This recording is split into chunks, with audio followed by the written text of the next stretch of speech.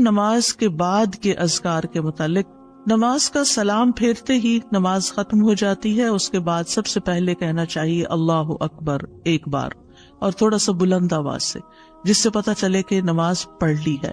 اللہ اکبر. ابن عباس کہتے ہیں میں نبی صلی اللہ علیہ وسلم کی نماز کے مکمل ہونے کو تکبیر کی وجہ سے سمجھ جاتا تھا. یعنی مثلا کوئی نفل پڑھ رہا ہے تو آپ کو نہیں پتہ چلتا کہ پڑھ چکا یا نہیں، لیکن اگر اس نے بلند آواز سے کہہ دیا اللہ اکبر تو پتہ چل گیا کہ ہاں اس کی نماز مکمل ہو گئی ہے. کیوں اللہ اکبر کہیں؟ کہ اللہ ہر چیز سے بڑا. آپ دیکھیں ہم نے نماز کا آغاز کس سے کیا تھا؟ اللہ اکبر سے کیا تھا، اور نماز میں کئی بار ہم نے اللہ اکبر کہا، اور اب نماز کے اختتام پر بھی اللہ اکبر، رمضان کے اختتام پر بھی اللہ اکبر، یعنی اللہ کی تکبیر بیان کرنا. اللہ سبحانہ وتعالیٰ قرآن مجید میں فرماتے ہیں اتل ما اوحی الیک من الکتاب واقم الصلاۃ ان الصلاۃ تنہی عن الفحشاء والمنکر ولذکر اللہ اکبر واللہ یعلم ما تصنعون. کتاب میں سے جو آپ کی طرف وحی کیا گیا ہے اس کی تلاوت کیجیے اور نماز قائم کیجیے. بے شک نماز بے حیائی اور برائی سے روکتی ہے، اور یقیناً اللہ کا ذکر تو سب سے بڑی چیز ہے، اور اللہ کو معلوم ہے جو کچھ تم کرتے ہو. تو اللہ کا ذکر سب سے بڑی چیز، اور اس ذکر میں اللہ کو سب سے بڑا قرار دینا سب سے بڑی چیز. اور نبی صلی اللہ علیہ وسلم اور پھر صحابہ کا طریقہ بھی یہی تھا کہ آپ فرض نمازوں کے بعد ذکر کرتے اور آوازیں بلند کرتے. یعنی نماز کے بعد کا ذکر جو ہے اس میں آواز اونچی ہوتی ہے. ابن عباس اس بات سے معلوم کر لیتے کہ لوگوں نے سلام پھیر لیا ہے کیونکہ وہ ان کے ذکر کی آواز سنتے تھے. یعنی مطلب یہ ہے کہ نماز کے بعد اللہ اکبر بھی اونچی آواز میں، استغفر اللہ استغفر اللہ استغفر اللہ یہ بھی ذرا اونچی آواز میں. یعنی ایک ہوتا ہے سری ذکر، یعنی دل ہی دل میں پکارنا، اور ایک ہوتا ہے جاہری، جس میں یہ ذکر جو نماز کے بعد ہوتا ہے اس کو تھوڑا اونچی آواز میں کرنا چاہیے. اور جس طرح وتر ختم ہونے کے بعد سبحان الملک القدوس سبحان الملک القدوس سبحان الملک القدوس ذرا اونچی آواز میں کہنا چاہیے. تو نبی صلی اللہ علیہ وسلم اس ذکر کو ہمیشہ اونچی آواز میں کرتے تھے. ٹھیک ہے، یعنی آپ کی اقتداء، آپ کی پیروی ہر معاملے میں یہ عبادت کے درجات کو بڑھا دیتی ہے.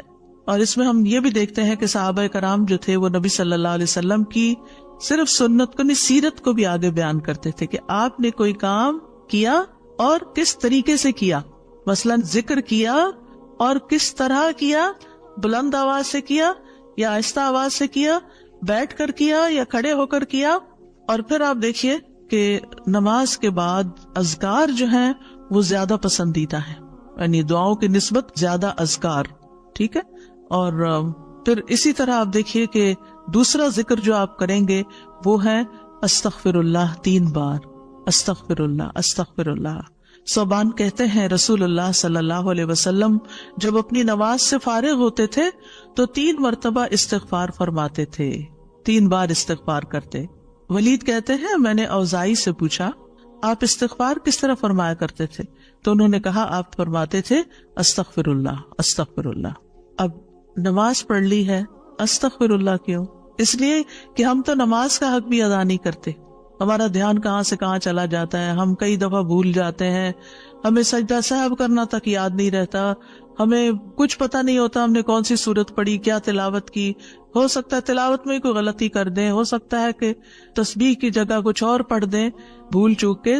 تو ہم نماز کے اندر بھی بہت کچھ غلط کرتے رہتے ہیں جانے انجانے.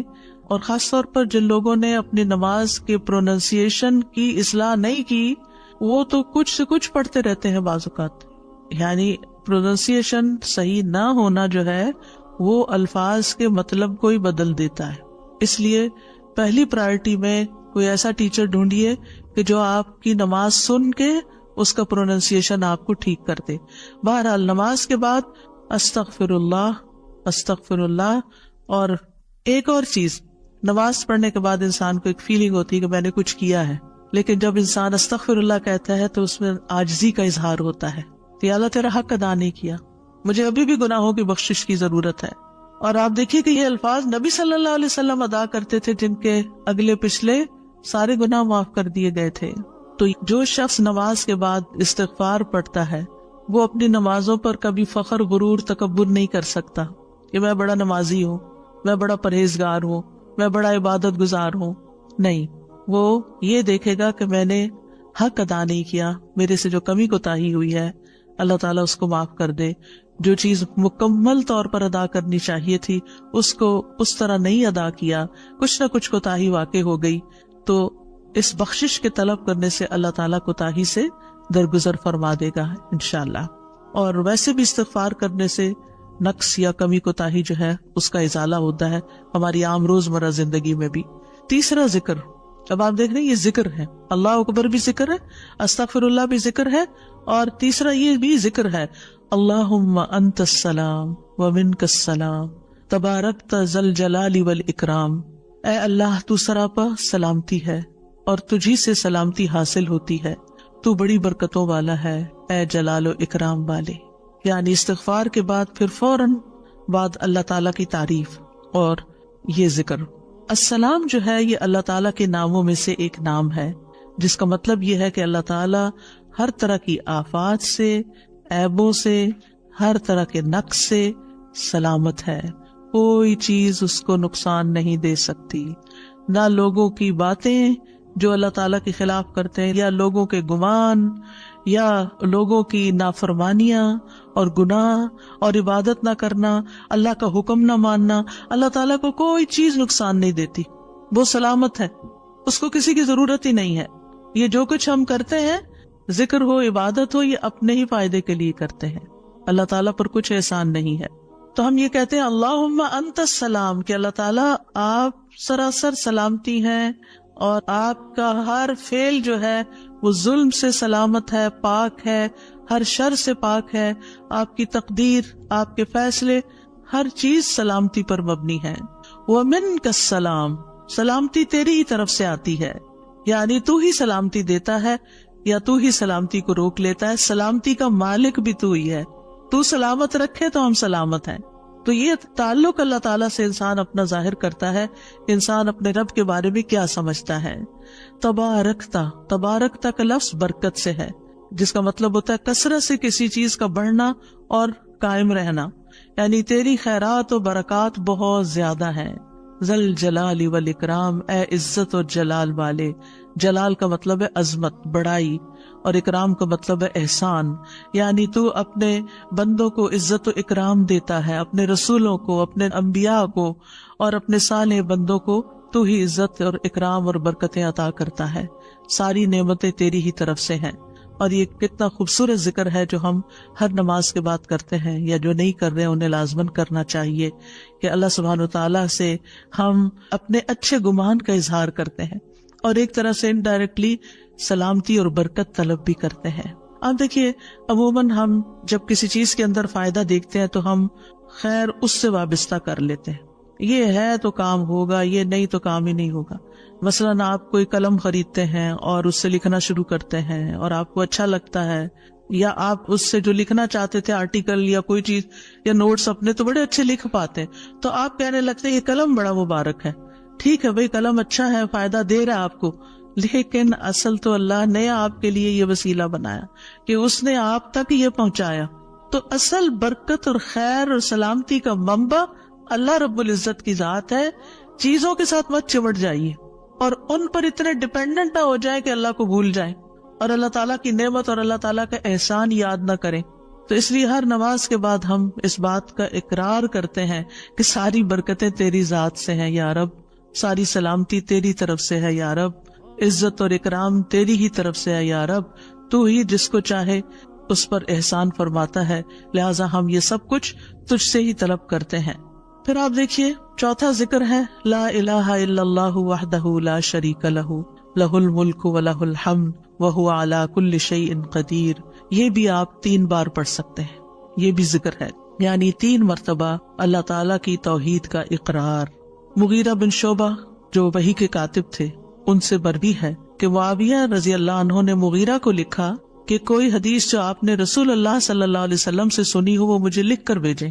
راوی کہتے ہیں کہ مغیرہ رضی اللہ عنہ نے انہیں لکھا کہ میں نے آپ صلی اللہ علیہ وسلم سے سنا ہے آپ اپنی نماز سے فارغ ہونے کے بعد 3 مرتبہ یہ پڑھا کرتے تھے لا الہ الا اللہ وحدہ لا شریک لہ لہ الملک ولہ الحمد وہو علی کل شیء قدیر. سب سے پہلے توحید کا اقرار کہ اللہ ایک ہے، وہی الہ ہے، وہی خالق ہے، مالک ہے، رب ہے، معبود ہے.